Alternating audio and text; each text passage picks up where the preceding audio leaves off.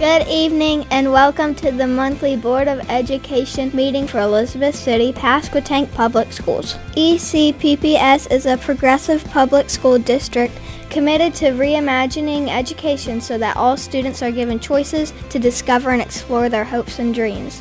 And now to begin the meeting, Board of Education Chairperson Angela Cobb.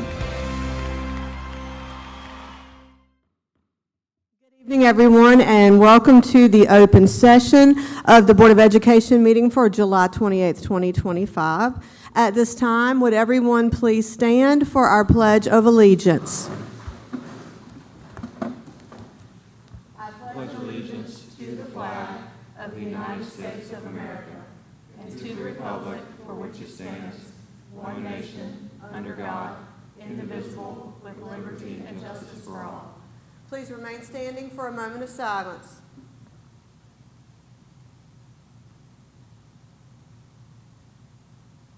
Thank you.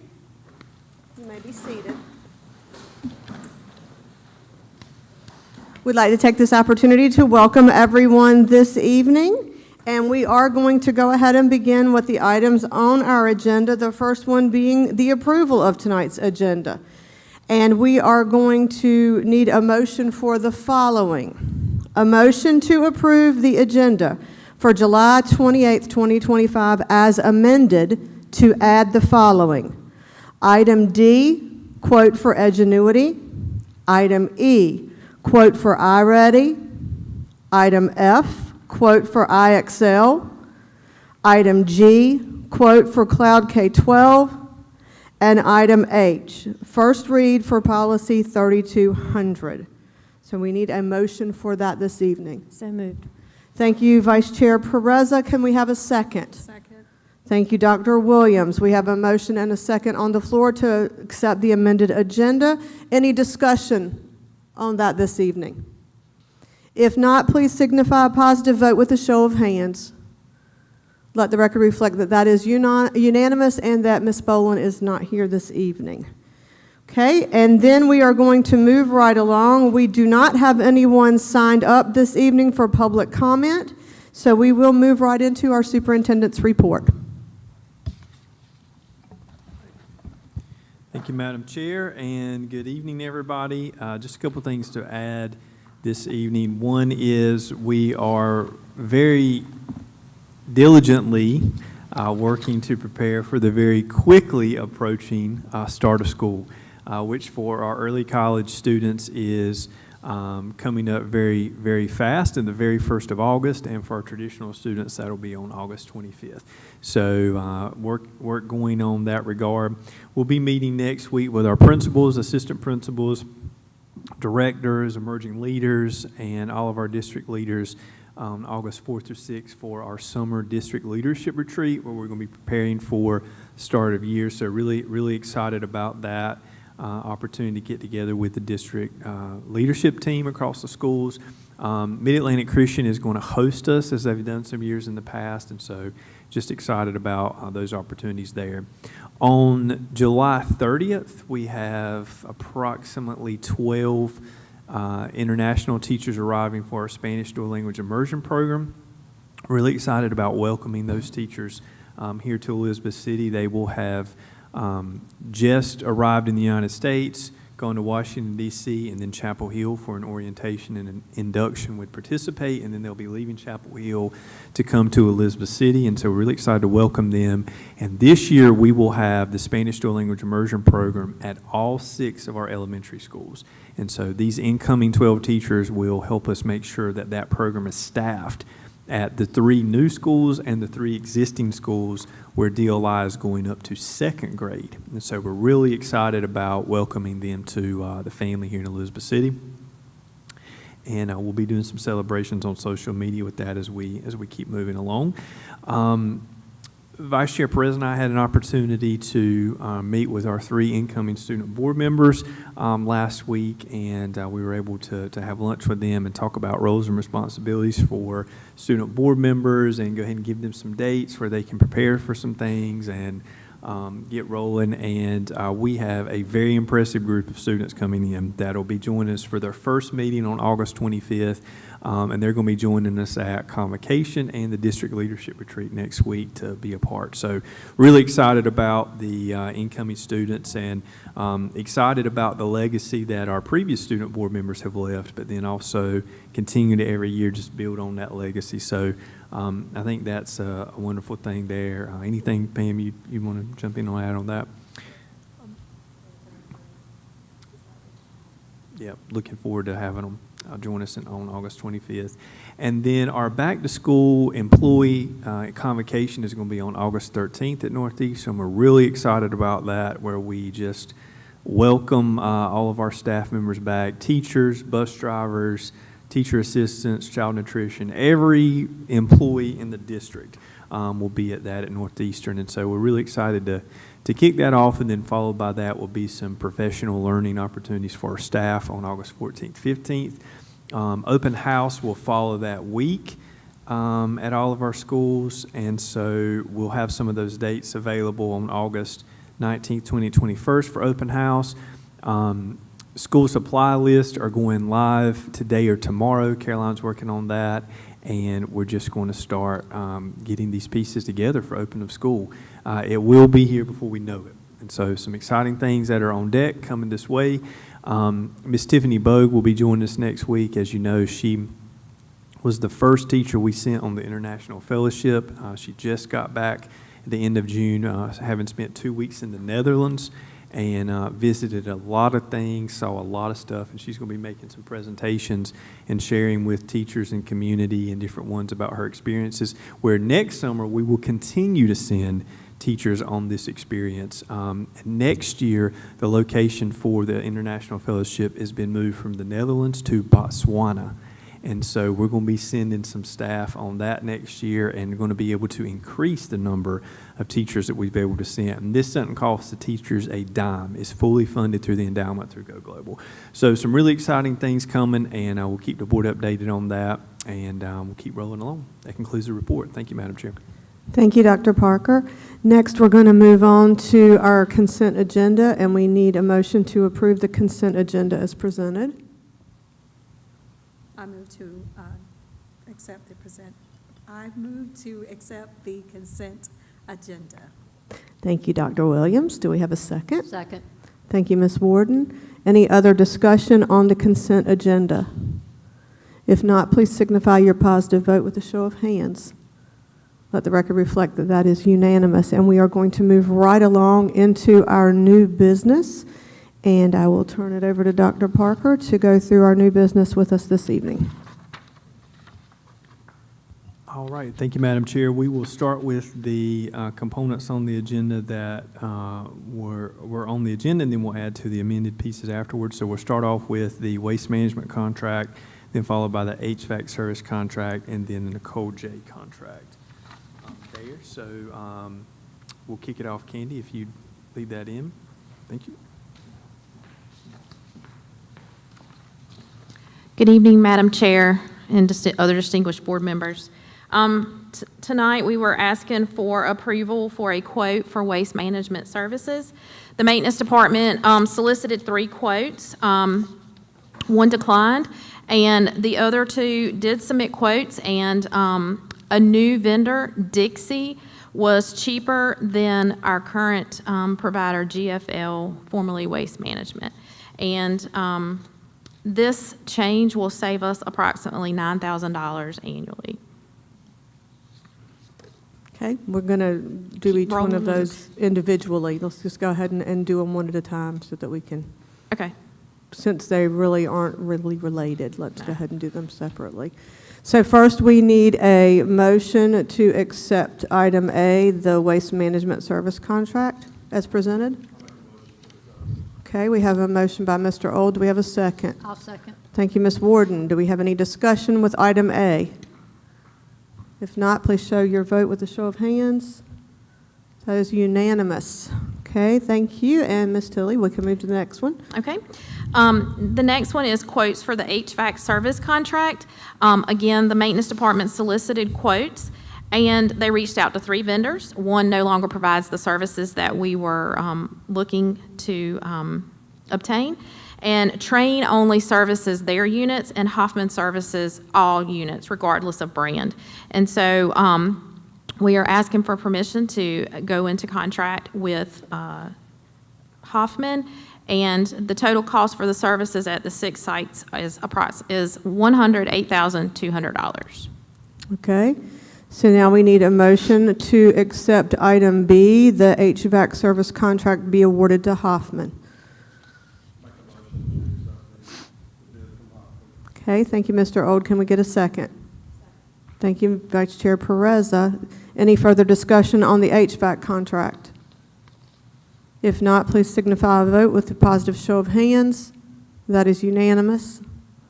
Okay, Ms. Tilly? Okay, and the next one is a contract for marketing services with Nicole J. and Company. As you all know, we have contracted with them this past school year to provide marketing services for us on multiple social media platforms, as well as assist with photography and content for our webpage. We are asking to enter a contract, and actually a renewal of their contract, at an annual rate of $60,000 for the current school year. Okay. So now we need a motion for item C to accept the contract renewal for Nicole J. and Company. Do we have a motion? Okay, we have some questions before a motion, so, okay, go ahead. So what year is this for the contracts? Is there a second year? Yes, I believe So so. what was Last the- year was the first year. What was the cost for the first year? It was $60,000. It's the same. So 1 year is the initial setup, which would require more time and work, and so the following year is the same amount? Yeah, I question that. I think that's too much. And I can speak to that, Board Member Williams.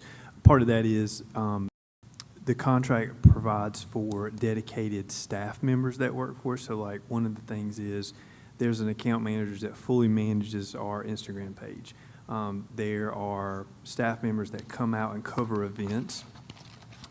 Like, so for example, Convocation, Nicole will have 4 people out, they cover it, they photograph it, they post it, they edit the videos.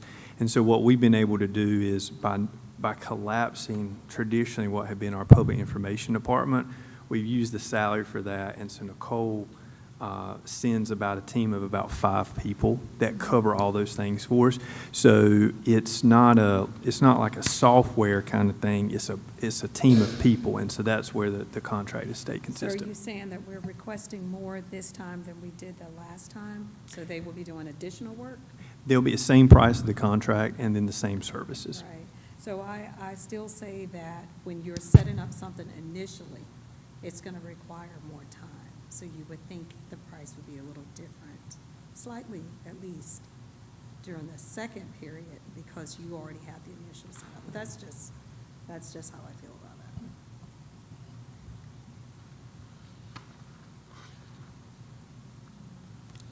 it. Okay, so we need a motion to accept the contract renewal for Nicole J.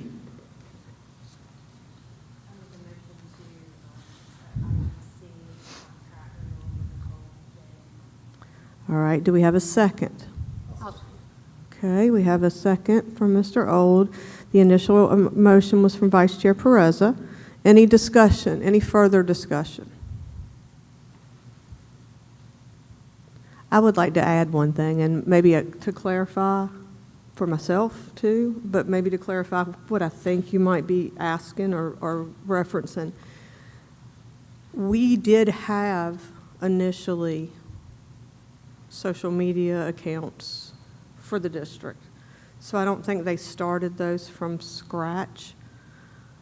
But I don't know necessarily that I see a less volume of work because they're all brand new everythings, if that makes any sense. Like they're going to be coming out covering a new convocation, new events in schools, new. Right, but that's what I'm thinking about. So anytime you have any new business that we are contracting with, they have to learn what we're doing and how we do it, and they will then incorporate what they have to, for what we're asking for. That will require a little more work. So I still think it should have been negotiated with that $60,000. I don't think the amount should have been the same. I'm sure they're going to do similar work, which is what you're saying, But I'm saying initially, usually initially, in any, any event, any work that you're doing, it's going to require more initially. I just think that was an amount that should have been negotiated. Yeah, I don't know if that took place. Any other discussion, questions? Okay. If not, please signify your positive vote with a show of hands. Okay, so let the record reflect that 3 positive votes and 2 negative votes. Okay, I'm thank going you. to turn it over to Ms. Edmiston for Yes. the technology. Yes.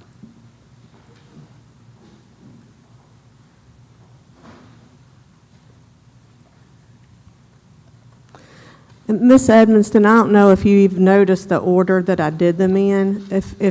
Is there a certain way that you need to present them in, or can we just do the order that we had them listed? We can do them in the order that's listed. Okay, can we do Edgenuity first? Edgenuity? Mhm. Yes, tonight we are proposing, or we have submitted a quote for approval for Edgenuity, which is a learning platform that will allow students to complete courses and to provide credit recovery for students who need to recover credit due to not passing or they need supplemental instruction. The quote has been provided to the board, and tonight we're looking for approval for that. Yes. So is it just for students doing credit recovery, or for students that are suspended from school, or is that all used for that? Yes, it's all lumped in there together so that students who are not able to be on site to get the credit while they're there to work towards that credit are able to work from home or a remote location. So that leads me to a question. If they are working remotely or they're working from home, what stops do we have in place to ensure authenticity of work? Most of the students who are participating with this program in the structure that we have it set up are actually attending school at H.L. Trigg, and so they have supervision while they're working on it. Otherwise, we work with parents and school staff to make sure that the students are completing the work, as well as validating that it's actually done by that student. Thank you. Do you know approximately how many we had to use it? Say that one more time, I'm Do you know sorry. approximately how many students used this last year? Yes, last year we proposed only 15 seats for instruction that deals with a face-to-face teacher. The rest of the students, which we had approximately 65 students in there at any given time, was able to complete that work individually on their own with guidance from a teacher or the facilitator at the school that actually supervised that. This year, we're requesting 25 seats that allow us to work with a face-to-face teacher in their student information system, and that will help to eliminate any deficits that we have with coverage from any content area in middle or high school. Okay, so we need now a motion to approve item D, the quote for Edgenuity. Okay, we have a motion from Vice Chair Pereza. Can I get a second? Second? Okay, we've got a second from Mr. Old. And do we have any further discussion on Edgenuity? Okay, please signify your positive vote with a show of hands. That is unanimous. And then if we can move on, Ms. Edmondson, to iReady. Okay. This year, we are proposing to the board a quote for Edgenuity to the tune of, I don't have the exact total. The quote for iReady is for supplemental materials for teachers in the classroom, as well as a diagnostic analysis of student performance. We use this program to start at the beginning of the year to get a starting point for students. Then we utilize the software again to do a mid-year check-in and a year-end check-in so that we can see how students have grown and improved throughout the year. Our proposal this year is for the assessment piece as well as the teacher toolbox that allows the teachers to pull specific information from those assessments and then gear instruction to be personalized for individual students as needed. The quote option that we have decided to go with is the middle option, and I believe that it is $55,000? That's it. I printed off every one of them except that one. Okay, so do we have any questions for Ms. Edmiston regarding iReady? Is this program still being supported by the state as far as the use of it? Yes. It's still being supported by the, okay. Yes, it is up to each district to decide if they're going to use it or not, and then, of course, we have to purchase it ourselves, but it is used across the state and supported by NCDPI if we decide to implement it.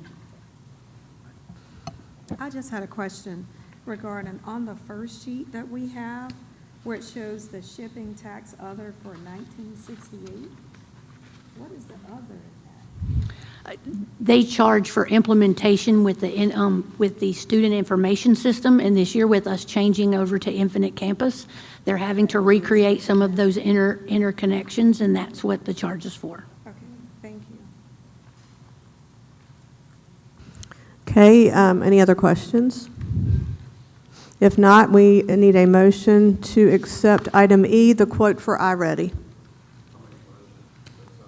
Okay, we have a motion and a second. Any further discussion? If not, please signify a positive vote with a show of hands. That is unanimous. All right, and now the next one is IXL. We have a quote to purchase the access to the IXL Learning Platform. This is new to our district. Last year, we completed a pilot, K-12, to allow teachers to test out the materials prior to moving forward with any sort of contract. This year, we are looking to implement that contract, K-12. It would provide access to all content areas for students K through 12th grade. So they have access to not only math and reading, but they also have the assessment piece that goes along with that, math, reading, language arts, as well as science and social studies. We are also receiving a pilot to utilize their Spanish coursework, which would allow us to supplement instruction for any middle or high school student taking Spanish 1 or Spanish 2. Along with this, IXL is working with us to provide some ancillary programs as well, such as vocabulary.com. We have one for Spark Cloud, which is for AI to help teachers to create lesson plans that align with the data that they get from student performance in the platform.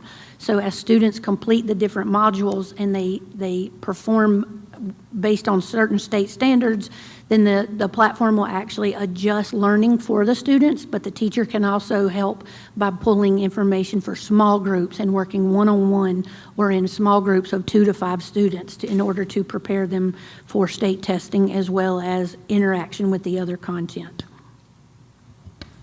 Okay, do we have questions about IXL for Ms. Edmiston?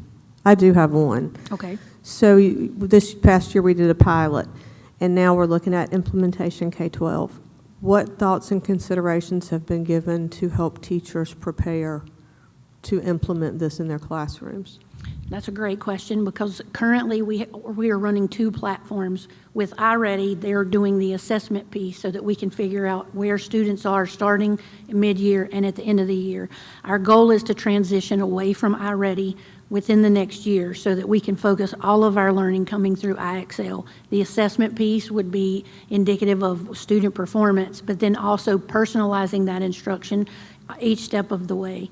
Part of the contract also includes professional development so that the company will actually come in and help us set this up and provide that training for teachers so that they can hit the ground running.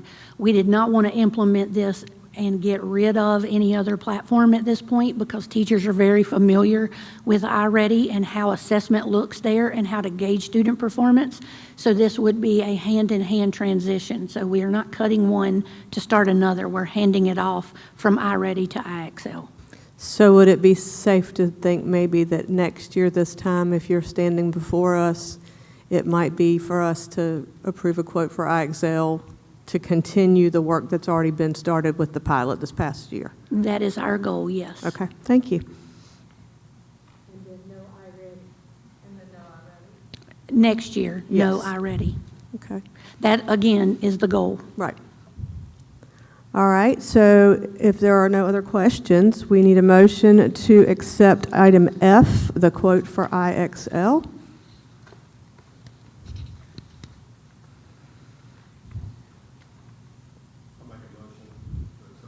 Okay, we have a motion by Mr. Old. Can I get a second? I'll second. Thank you, Ms. Warden. Any further discussion?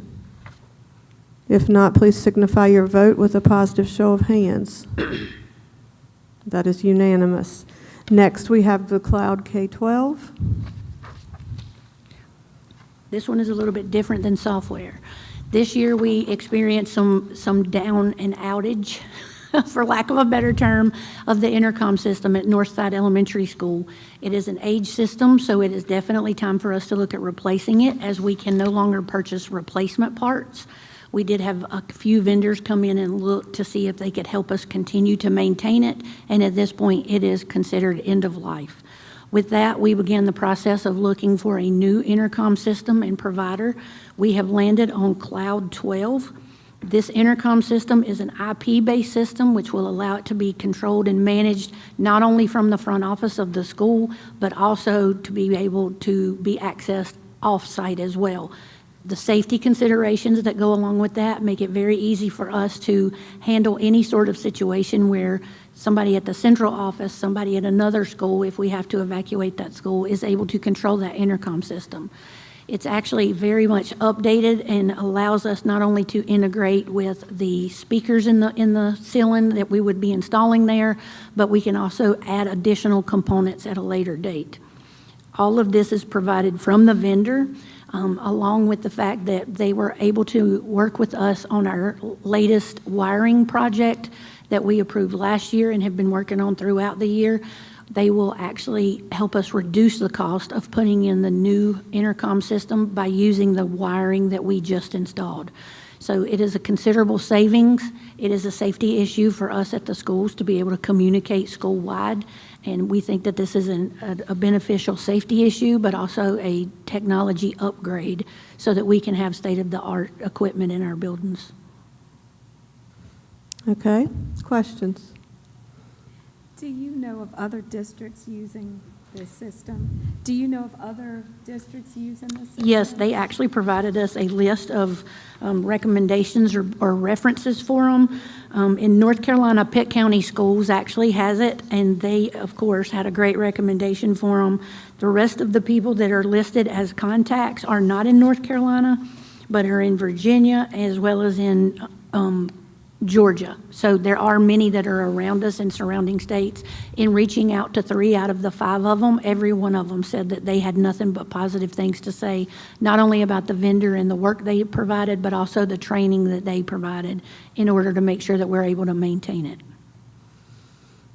I have a tech question, and I'm not a tech person, so this may be a little out there.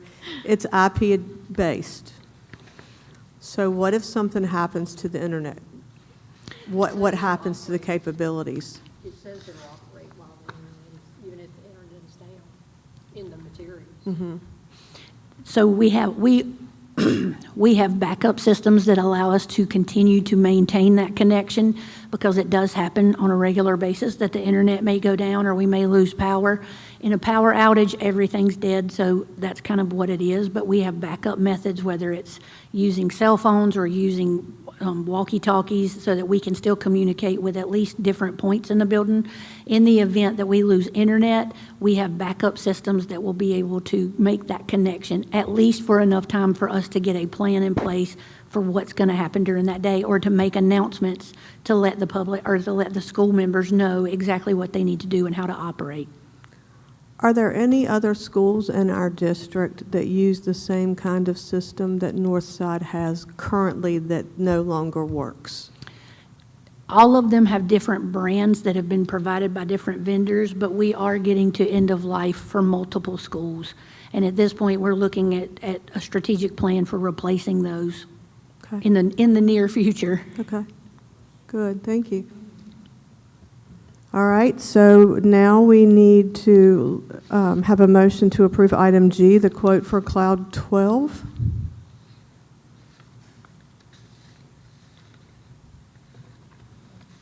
I move that we approve the quote for Cloud 12 at Northside Elementary School. Thank you, Ms. Warden. Can we get a second? Thank you, Vice Chair Pereza.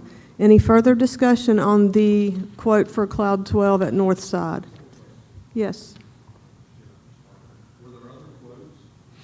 At this point, we did not pursue a bid process for this because we are using a purchasing agent that is approved for this purchase at this amount. So we are able to move forward with that through the, yes. Okay. We did, with that being said, we did evaluate other systems prior to doing walkthroughs with this particular company to see who was, number one, available and able to provide the resource, who could actually allow us to expand in the future with this in case we wanted to put signage or clocks or anything that might be necessary. And we also wanted to make sure that the vendor was going to be able to work with us and provide that ongoing support. Other questions? Okay, so we did the motion, we did the second. Now we're going to vote. Vote with a positive show of hands to approve. Okay, that is unanimous. Thank you, Ms. Edmonston. Thank you. I appreciate your time. All righty. And now we have one final item on our agenda with Ms. Haynes.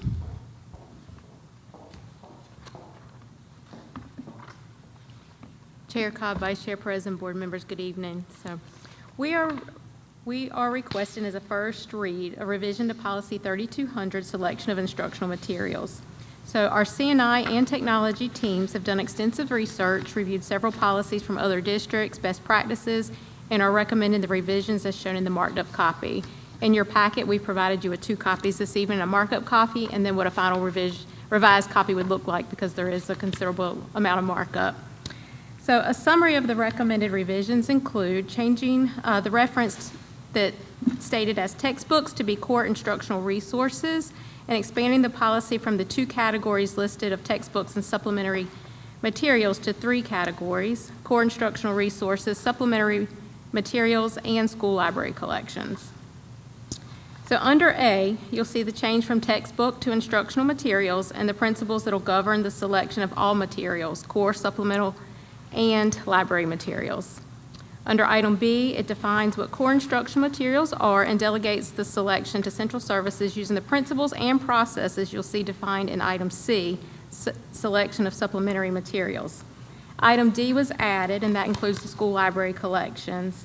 The information in item that's now in item E has not changed, and language was added to what is now item F for clarification. So we're asking that the board consider this for first read, that we bring back next month for action. Okay, thank you, Ms. Haynes. Anyone have any initial questions for Ms. Haynes, since this is just a first read? Okay. Thank you. Thank you. That is the end of our business this evening. And at this time, we need a motion to reconvene closed session. Okay, thank you, Ms. Bogues. We have the motion on the floor to reconvene into closed session. Can we get a second? Thank you, Dr. Williams. Any discussion? If not, please signify a positive vote at this time with a show of hands. Okay. That is the end of our meeting this evening. Thank you all for coming, and we will now reconvene to closed session at this time.